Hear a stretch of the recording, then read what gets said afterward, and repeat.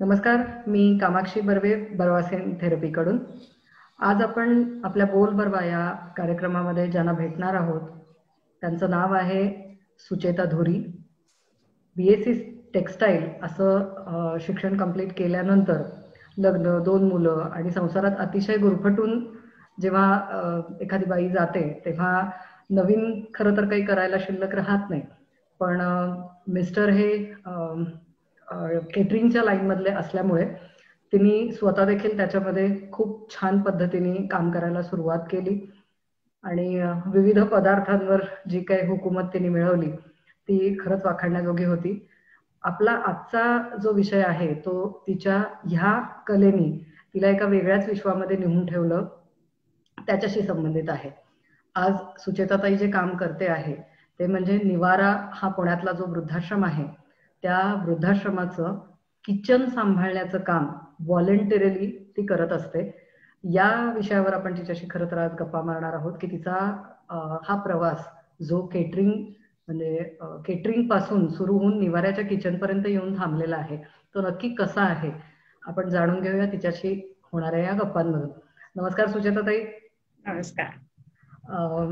खरं तर हे खूप इंटरेस्टिंग आहे की BSc टेक्स्टाईल असं तुझं शिक्षण नंतर तू ऍक्सेप्ट केलेलं फील्ड आहे हे केटरिंगचं आणि केटरिंगचं हे फील्ड तुला निवाराच्या किचन पर्यंत चक्क घेऊन गेलं आहे. मला असं सांगशील की असं एक छान मध्यमवर्गीय आयुष्य जेव्हा तुझं सुरू होतं, 2 मुलं, शाळा, कॉलेज इकडे जात होती किंवा मिस्टरांचा बिझनेस छान चालू होता, त्यांचं काम उत्तम सुरू होतं आणि या सगळ्या ह्याच्यामध्ये आपण निवारासारख्या जागेवरती जावं आणि त्यांच्या किचन मध्ये काम करावं हे तुला कुठून सुचलं किंवा ही संधी तुझ्यापर्यंत कशी आली? खरं सांगायचं तर माझ्या डोक्यामध्ये कॉलेजमध्ये असल्यापासून हा विषय थोडासा घुटमळत होता. कारण मी कॉलेजमध्ये असताना शतायू भवन म्हणून एक वृद्धाश्रम आहे, तिथे माझ्या आईचे लांबचे आत्या आणि काका राहायचे.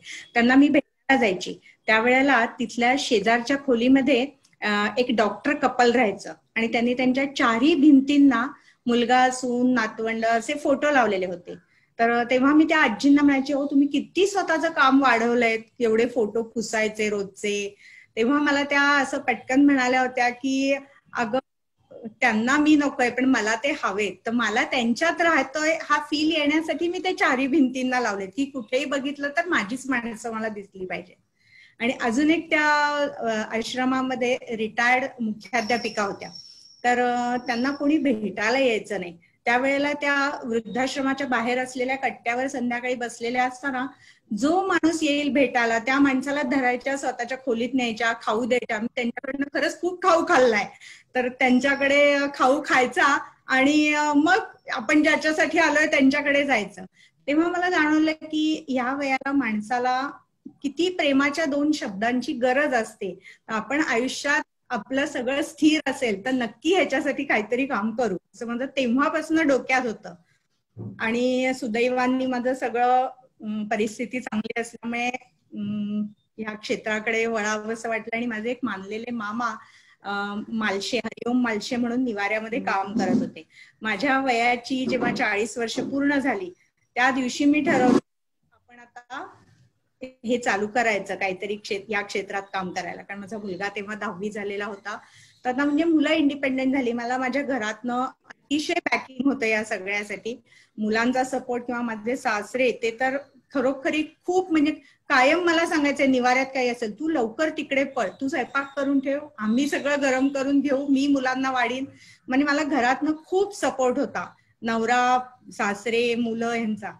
त्यामुळे मी खूप सहजपणे वेळ देऊ शकले या गोष्टीसाठी.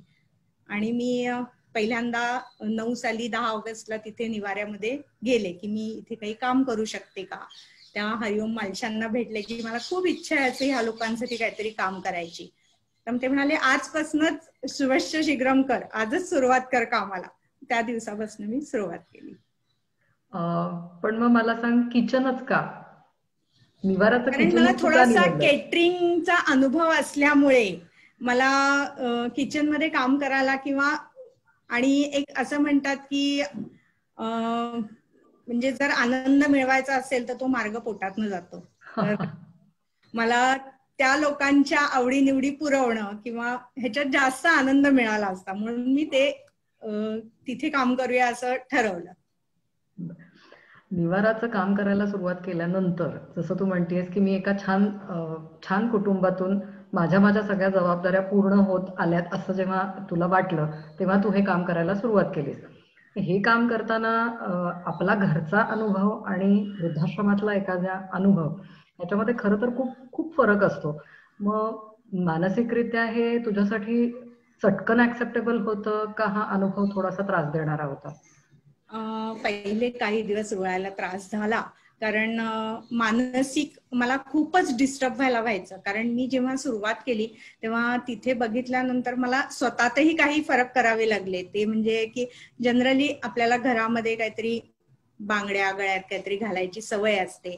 तर मला तिथे जाणवलं की तिथे गेल्यावर तिथे राहणाऱ्या बायकांमधलं बनून आपल्याला राहायचं असेल तर आपल्याला हे कुठेतरी कमी करायला लागेल. मला स्वतःला अंगठ्यांची खूप आवड होती, मी 10 बोटात अंगठ्या घालायचे, पण ते सगळं मी त्या दिवसापासून बंद केलं की नाही, त्यांच्यातलं एक बनून राहायचंय आपल्याला. आणि मानसिक म्हणशील तर मला खूपच म्हणजे तिथे गेल्यावर कळलं की मी अक्षरशः स्वर्ग सुखामध्ये घरामध्ये. इतका तिथल्या लोकांचे अनुभव ऐकल्यानंतर मला जाणवलं. एक छोटासा किस्सा सांगते. मी सुरुवात जेव्हा नवीन केली तेव्हा मला तिथे निर्मला सोनी ज्या ट्रस्टी होत्या त्यांनी सांगितलं, आज तू सगळ्या आजी आजोबांना घेऊन, आजी आजोबा नावाचाच सिनेमा होता त्याला जायचंय. तर विजय टॉकीज मध्ये पुण्यामध्ये सिनेमा होता आणि आम्ही सिनेमा संपवून खाली आलो सगळेजण आणि आमची बस त्या आवारात आलेली नव्हती. म्हणून मी माझ्या बरोबर ज्या आया होत्या त्यांना म्हटलं की मी बस फक्त रस्त्यावर आली आहे का बघते, तुम्ही ह्यांच्याजवळ थांबा. आणि मी रस्त्यापर्यंत गेले, बस दिसली नाही म्हणून परत आमच्या लोकांच्यात आले. तर तुला आठवत असेल तर पूर्वीच्या काही अशा छोट्या टपऱ्या असायच्या बाहेर, पॉपकॉर्न वेफर्स अशा विकणाऱ्या, आणि त्यांच्याकडे 1 रुपयाचे कॉइन बॉक्स असायचे फोनचे.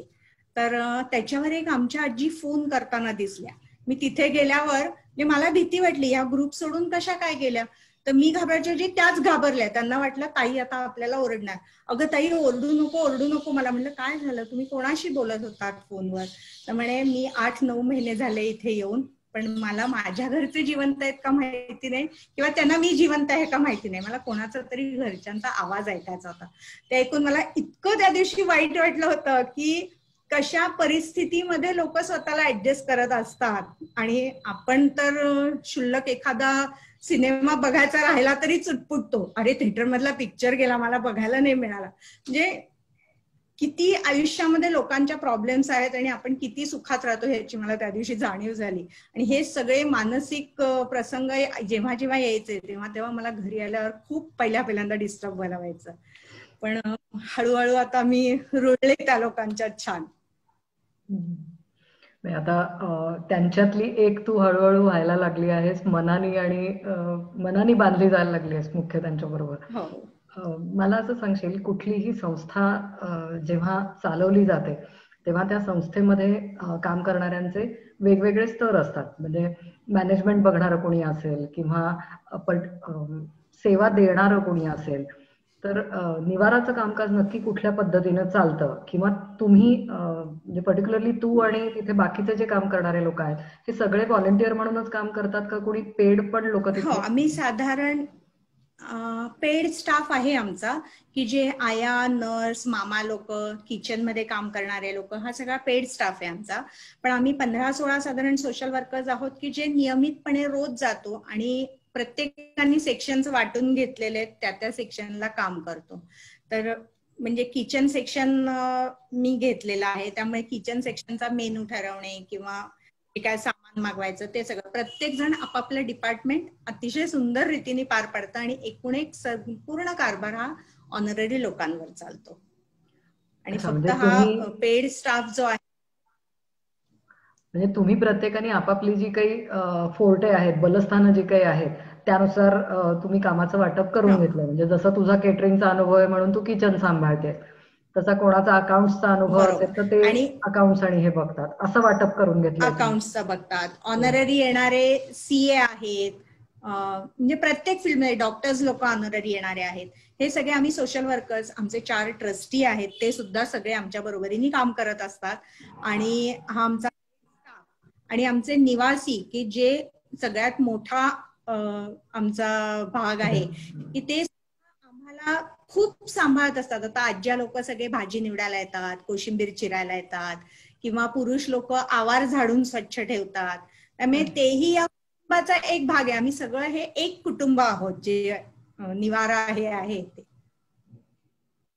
म्हणजे 3 साधारण तुमच्या संस्थेचे 3 लेयर्स आहेत असं आपण म्हणू शकतो. एक ट्रस्टी आहेत जे सगळा फंड्स किंवा हे मॅनेज करणं किंवा जे काही तुमचं day to day work, plus 15 लोक तुम्ही म्हणताय की तुम्ही तिथे व्हॉलेंटियर्स म्हणून काम करणारे आहात. साधारण मला सांग, या व्हॉलेंटियर्सचं एज काय आहे सांगू शकशील? सगळ्यात यंगेस्ट मी आहे. यंगेस्ट तू आहेस? मग सगळ्यात जास्ती वय असलेले किती? सगळे सिनियर सिटीजन, म्हणजे 87-88 पर्यंतचे लोक आहेत की जे रेग्युलरली काम करतायत व्हॉलेंटियर म्हणून. ओ बर. अरे बापरे, म्हणजे हा यंग लोकांसाठी चालवलेला वृद्धाश्रम असंच म्हणायला पाहिजे खरं तर. वृद्धाश्रम आहे. निवाराच्या आपण कामकाजाबद्दल बघितलं की हे कामकाज चालतं कसं, पण कुठलंही घर चालवण्यासाठी जसे फायनान्सेस गरजेचे असतात किंवा कुठलीही कंपनी चालवण्यासाठी फंड्स गरजेचे असतात, तसं कुठलीही संस्था चालवण्यासाठी जे फंड्स गरजेचे असतात हे निवारासारखी संस्था फंड्स कशा पद्धतीने जनरेट करते किंवा कसे आणि कुठून मिळवते, असं काही सांगू शकशील तू आम्हाला? आमचा संपूर्ण भार हा समाजावर आहे. संपूर्ण समाजातनं ज्या देणग्या येतात आम्ही सगळा विनियोग आश्रम चालवण्यासाठी करतो. आमच्याकडे अदर ऍक्टिव्हिटीज पण चालतात, फिजिओथेरपी आहे, हॉल आहे, जिम आहे, पण संपूर्ण समाजाच्या देणग्यांवर आम्ही आजपर्यंत उभे आहोत. आज 157 वर्ष आमच्या आश्रमाला झाली आहेत, पण 157 चालू आहे. हो, 163 साली 1863 हा स्वातंत्र्य पूर्व काळापासूनचा आश्रम आहे. हो.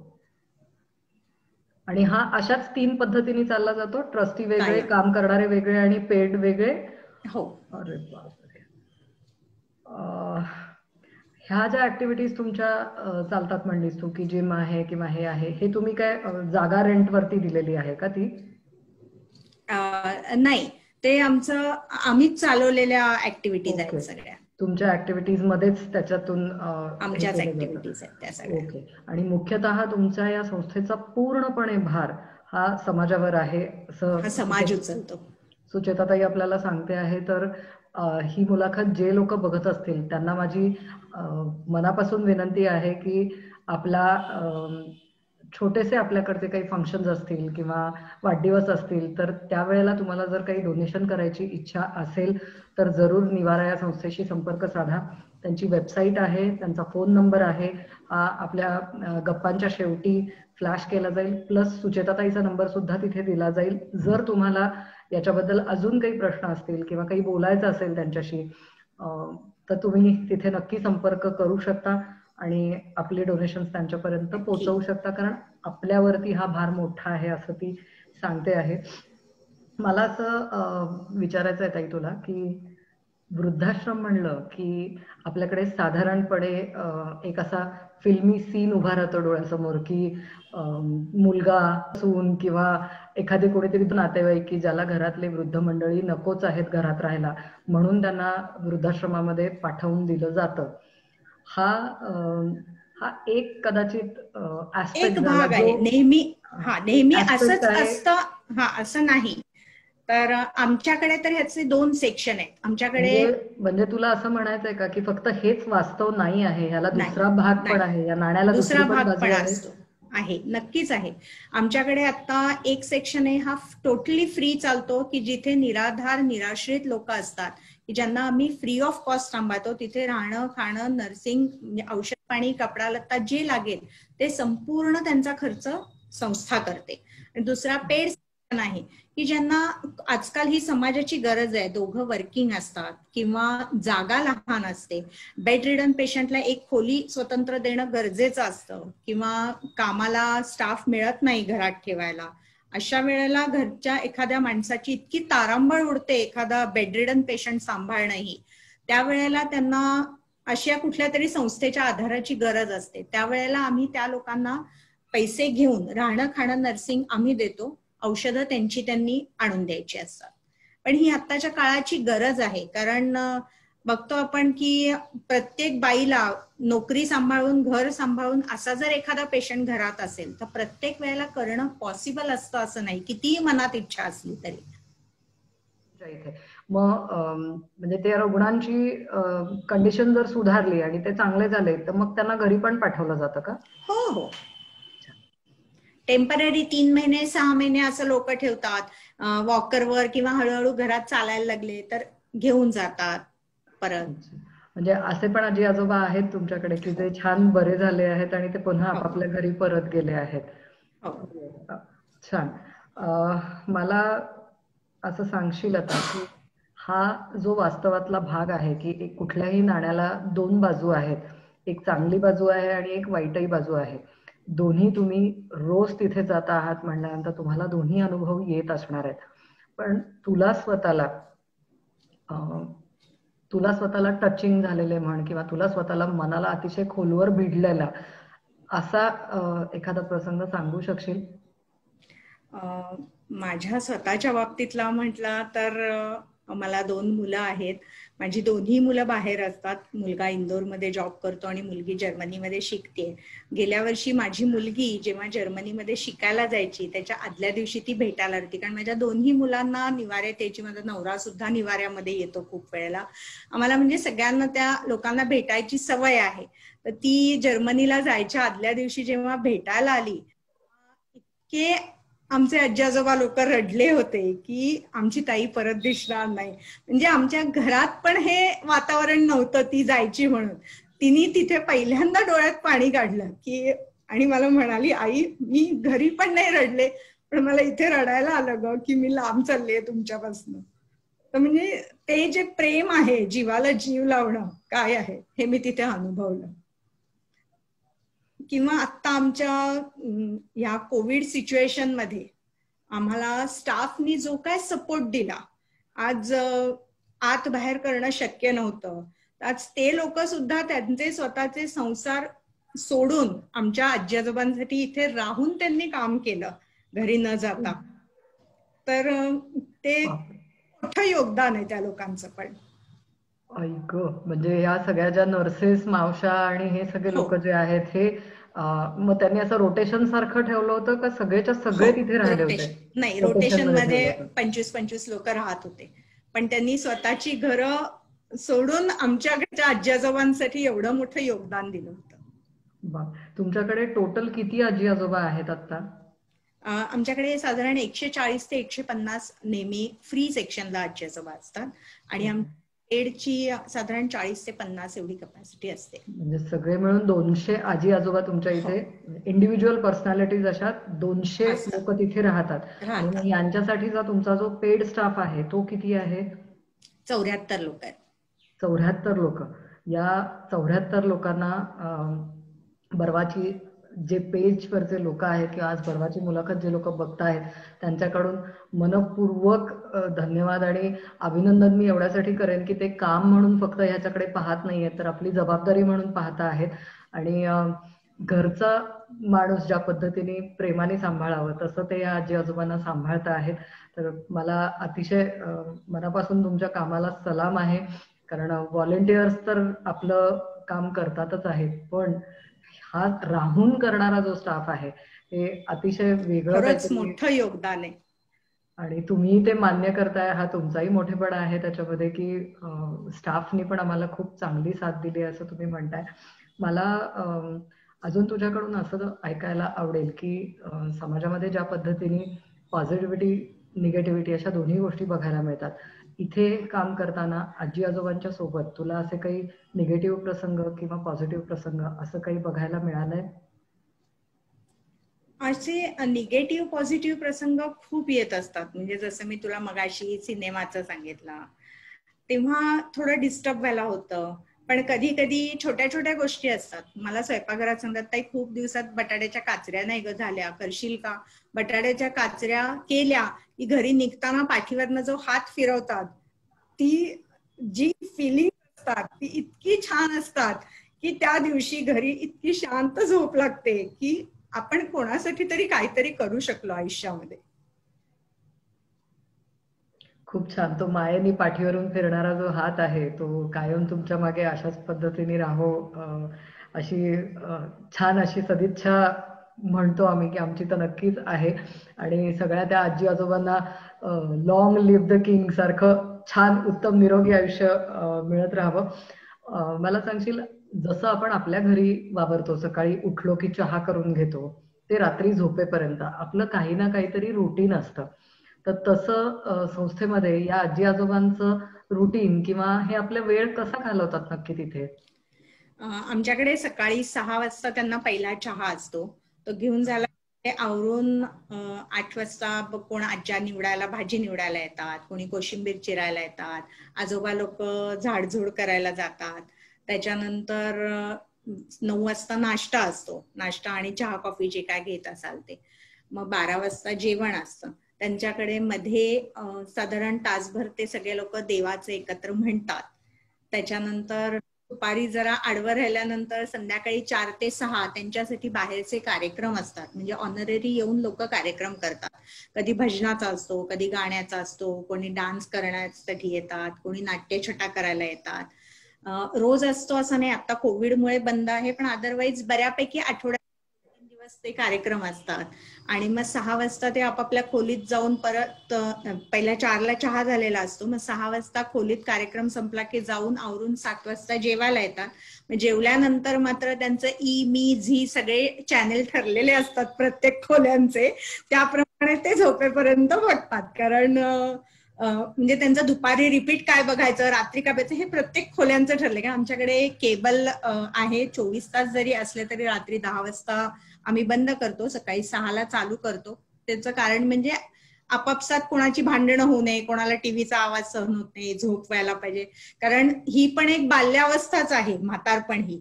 त्यामुळे त्या लोकांना सांभाळणं, त्यांची भांडणं ही लहान मुलांसारखीच असतात. म्हणजे आता आमच्याकडे गेम्स खेळतात मध्ये 4 ते 6, जेव्हा कधी काही कार्यक्रम नसतो तेव्हा त्या लोकांसाठी आमच्याकडे खूप खेळ आहेत. म्हणजे कॅरम आहे, बुद्धिबळ, व्यापार, ठोकळे लावायचे आहेत. तर ते खेळताना सुद्धा लहान मुलांसारखी त्यांची भांडणं होत असतात, ती सुद्धा सोडवावी लागतात त्यांची. त्यामुळे एकतर अशा वेळेला काही काही आमच्याकडे तरुण वर्ग, म्हणजे असं ऑनररी 1-2 दिवस जमेल अभ्यासातन वेळ काढून अशा येणाऱ्या 2 छोट्या मुली आहेत आमच्याकडे, की ज्या येतात.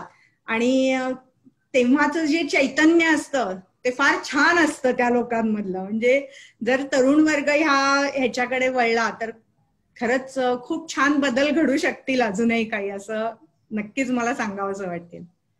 म्हणजे हा साधारणपणे जसं आपण आपल्या घरी वावरतो त्याही पेक्षा कदाचित जास्त छान आणि रुटीनाइज्ड आयुष्य ह्या लोकांचं तुम्ही छान करून दिलेलं आहे. की यावेळेला तुम्ही झोपणार आहे, यावेळेला जेवणार आहात, यावेळेला तुमच्या गोळ्या घ्यायच्या आहेत किंवा काय, हा जो सगळा ट्रॅक आहे, या ट्रॅकमध्ये तर आपण नेहमी वावरतोच. पण कधी असं आउट ऑफ द ट्रॅक जाऊन कोणी काहीतरी केलंय असं पाहायला मिळतं की जसं आपण घरी हट्ट करतो किंवा इच्छा नाहीये मला जेवायचं नाहीये, असं कधी होतं तिथे का? मग हो, तुम्हाला करतात ना, रागावून जेवायला घालावं लागतं.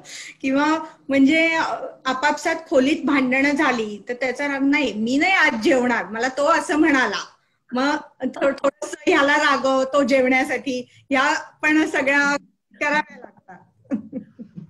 म्हणजे थोडक्यात तुम्ही लहान मुलांची शाळा चालवल्यासारखंच करता आहात. हो. इव्हन आमच्याकडे औषधं सुद्धा सिस्टर लोक स्वतः प्रत्येकाला देतात. म्हणजे आम्ही त्यांच्या हातात औषधं देत नाही, कारण विसरली जातात किंवा डबल घेतली जातात, काही पॉसिबिलिटी होतात. त्यामुळे सगळ्या सिस्टर लोक स्वतः नाश्ता झाला की, जेवण झाला की सगळ्या खोल्यांमधनं जाऊन औषधं देतात. आणि त्यामुळे ती जबाबदारी सगळा स्टाफ सांभाळतो, औषधांची पण.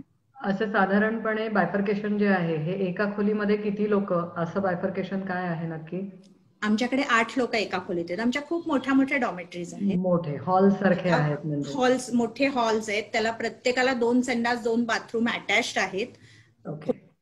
टीव्ही आतमध्ये प्रत्येकाच्या खोलीमध्ये आहे. आमचं खेळाची रूम वेगळी आहे की जिथे ते लोक खेळायला जातात सगळे. अच्छा. त्यातही मला हा चॉईस असतो का की मला आज खेळायला जायची इच्छा नाहीये, मी आज जरा खोलीत बसून आराम करणार आहे किंवा पुस्तक वाचणार आहे? हो, आमची स्वतःची लायब्ररी आहे. हो, बर. आणि मग तिथे कसल्या प्रकारची पुस्तकं असतात? आमच्याकडे सगळ्या प्रकारची पुस्तकं आहेत. इवन म्हणजे अगदी नवीन प्रकाशित झालेली पण लोक आमच्याकडे आणून देतात. आणि दिवाळी अंक आमच्याकडे सगळे लोक, सगळे दिवाळी अंक आमच्याकडे येतात. किंवा इव्हन लोक वाचून झाल्यानंतर आमच्याकडे डोनेट पण करतात. त्यामुळे एकेका ह्याचे जास्त पीस जास्त लोक वाचू शकतात. मग आमची लायब्ररी पण खूप छान आहे. देवाची सगळी पुस्तकं सगळं लायब्ररीमध्ये अवेलेबल आहे. म्हणजे एका घरामध्ये ज्या पद्धतीने आपण वावरतो त्याच पद्धतीचं हे तुमचं घर आहे. हो, हा, हे आमचं कुटुंब आहे. कुटुंब आहे, हे तुमच्या कुटुंबाचं घर आहे. फक्त आकार मोठा आहे एवढंच तुम्ही म्हणाल. आकार मोठा आहे, त्यामुळे नॅचरली मॅनेजमेंट आणि हे पण मोठं आहे. खरेदी पण तिथली मोठी असेल की वस्तू एका वेळेला घेणं म्हणा किंवा त्या सांभाळणं. धान्य आलं तरी त्याचं प्रमाण भरपूर आहे, मग ते निवडी सगळी. या सगळ्यामध्ये जसा हे आजी आजोबा स्वतःचा वेळ घालवतात तसं अंगी कला असणं हा तर प्रत्येक माणसाचा एक गुणधर्म असतो. तसे तुमच्याकडे जे आजी आजोबा आहेत हे तर काळाच्या ओघामध्ये तावून सुलाखून निघालेले आणि असे कलावान लोक पण तिथे भरपूर असतील. तर मग भरपूर लोक काही स्पेशल ऍक्टिव्हिटीज करतात का? खूप. आमच्याकडे दर बुधवारी 4 ते 5 भजन चालतं. त्याच्यानंतर काही कागदाची फुलं शिकवतात, कापडाची फुलं, इतकी सुंदर सुंदर एम्ब्रॉयडरी करतात. काही आज्या निटिंग करतात. आणि त्या लोकांनी वर्षभर केलेल्या सगळ्या वस्तूंचं आम्ही आमच्या वर्धापन दिनाला 9 ऑगस्टला एक्झिबिशन करतो. त्या एक्झिबिशन मध्ये सगळ्या वस्तू मांडल्या जातात. आणि जेव्हा बाहेरचे देणगीदार त्या कार्यक्रमाला येतात आणि त्याचं कौतुक करतात तेव्हा त्यांचा कॉन्फिडन्स हा बघण्यासारखा असतो. की म्हणजे मी केलेल्याचं कोणतरी माणूस कौतुक करतंय हे बाजूला उभं राहून बघणं हे खरंच खूप आनंददायी असतं त्यांच्यासाठी. पण त्यामुळे त्यांचा जो कॉन्फिडन्स वाढतो. किंवा म्हणजे कागदाचं मॉडेल केलं होतं एकदा एका आजींनी, निवाऱ्याचं, कशा बिल्डिंग आहेत आपल्या. खूप छान छान क्रिएटिव्ह करत असतात. इव्हन असंही मला सांगायला आवडेल, 9 ऑगस्टला 9 ऑगस्टला आमचा वर्धापन दिन असतो. तो देणगीदारांसाठी आमच्याकडे कार्यक्रम असतो त्या दिवशी संध्याकाळी. की त्या दिवशी निवाऱ्यात यावं ही आमची इच्छा असते. तर त्या लोकांनी म्हणजे किंवा आमचे लोक काय करतात हे त्या दिवशी सगळं मांडलं तर लोकांपर्यंत पोहोचतं की वर्षभर लोकांनी काय केलंय. म्हणजे तुमच्याकडच्या मोठ्या मुलांचा तो अॅन्युअल फंक्शन डे असतो. फंक्शन. तर बर्वाचे जे व्ह्युअर्स हे बघता आहेत त्यांनी 9 ऑगस्ट ही तारीख नक्की लक्षात ठेवा. तुम्ही जरी निवाराचे डोनर्स नसाल तरी सुद्धा या आजी आजोबांना भेटण्यासाठी म्हणून तुम्ही 9 ऑगस्टला नक्की तिथे जाऊ शकता. त्यांनी काय काय नवीन केलं आहे ते पाहू शकता. आणि त्याच्यानंतर जरी तुम्हाला असं काही वाटलं की यार आपण काहीतरी करू शकतो इथे, तर निवारा हे तुमची वाट नक्की बघतं आहे. पाठीवरून हात फिरवायला सगळेजण तयार आहेतच. तुम आगे बढो असं फक्त म्हणायला तिथे कोणीतरी आहे. आगे बढायला येणाऱ्यांची संख्या वाढली तर ती त्यांना नक्कीच हवी आहे. सो यंग जनरेशनचे लोक जर कोणी ही आमची गप्पा बघत असतील, ऐकत असतील तर नक्की विचार करा की निवारातले आजी आजोबा तुमची वाट बघता आहेत म्हणून. मला असं सांगा की जसं तुम्ही आता म्हणाला की 15 लोक ही टीम व्हॉलेंटियर तुम्ही करता आहात, पण 87 एज ते साधारणपणे तुम्हाला वाटतं 51 साधारण तुझं वय आहे. आता यंगेस्ट जर तू म्हणतेस की तू आहेस तर जसे तुमचे व्हॉलेंटियर्स एज नुसार थकतील, काम कमी करतील, तसे पुढे जर लोक नवीन आले नाहीत तर जो लोड आहे तो ह्या तुमच्याच 15 लोकांच्या मध्ये, आता 4 लोक समजा नाही येईन असे झाले तर तुमची टीम ही 11 लोकांचीच राहणार आहे. अशा वेळेला तुम्ही नक्की समाजाकडनं काय एक्सपेक्ट करताय? नक्कीच तरुण पिढीने ह्याच्यात पुढे आलं तर त्यांच्या आयडियाज अजूनही ह्याच्यामध्ये खूप काही सुधारणाही घडवू शकतील आणि ज्या एफिशियन्सीनी ते लोक कामं करतील ती आमच्यापेक्षा नक्कीच जास्त असेल.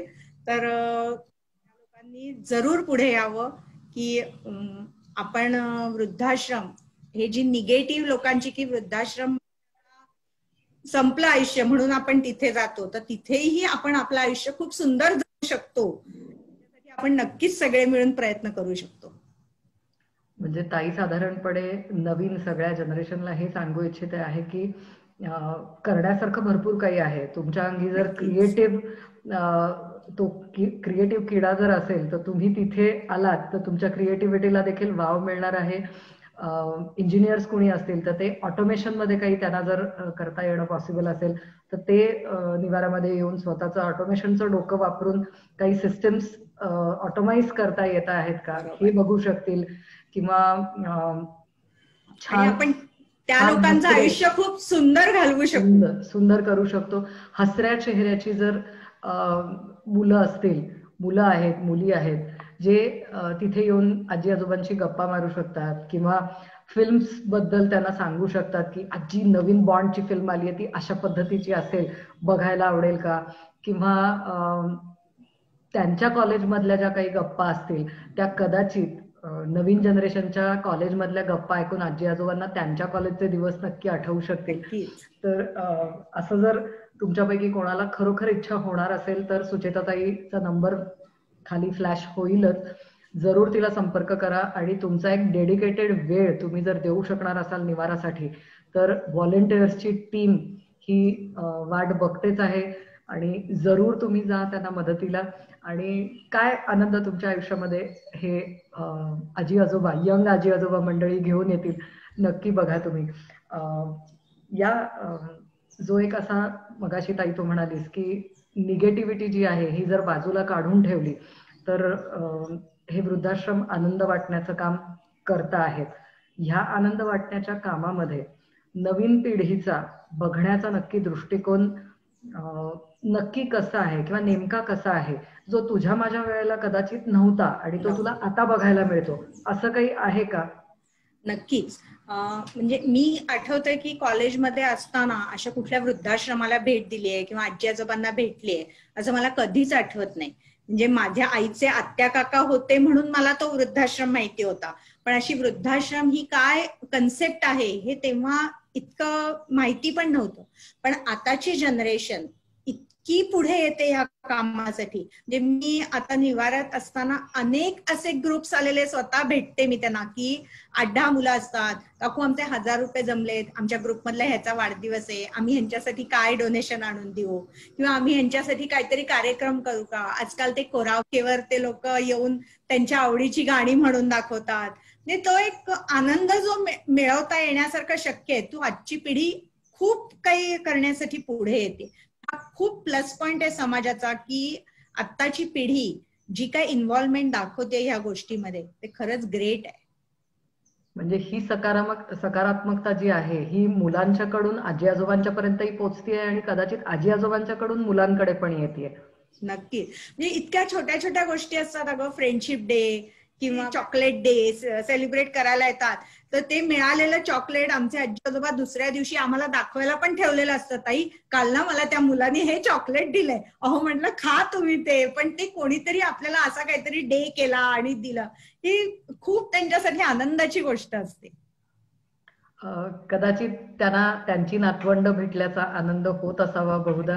कारण जसं तू म्हणालीस की तुमच्याकडे असाही एक सेक्शन आहे की ज्या सेक्शन मध्ये आजी आजोबा आर्थिक परिस्थितीने उत्तम आहेत पण मुलं परदेशीच आहेत जी परत इकडे येणार नाही आहेत, म्हणून त्यांना आता शारीरिक ताकद नाही म्हणून त्यांना कदाचित इथे येऊन राहावं लागतं आहे.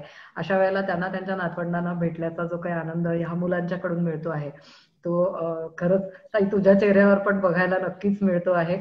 आणि हा जो काही तुझा प्रवास आहे या निवाऱ्यापर्यंत जो तुला घेऊन आलेला आहे, मला वाटतं की तुला अन्नपूर्णा देवी अजून प्रसन्न हो जी तुला या आजी आजोबांच्या पोटातून सुखाचा मार्ग त्यांच्या दाखवते आहे.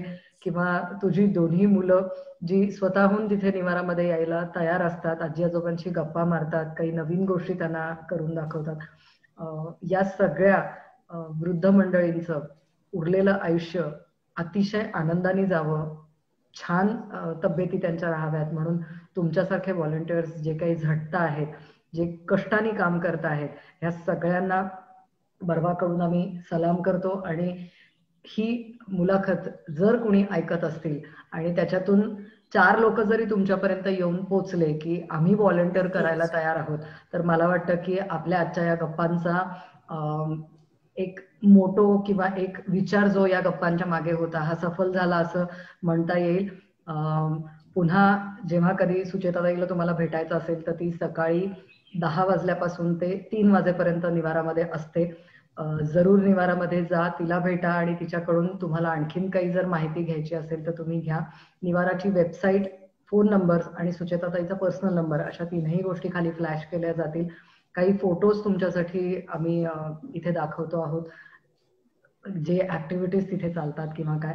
आणि या सगळ्यांचा जो काही आनंद आहे तो तुम्हाला देखील घेता यावा या दृष्टीने जरूर तुम्ही तिथे भेट द्या आणि आजी आजोबांच्या चेहऱ्यावरती आनंद फुलवा.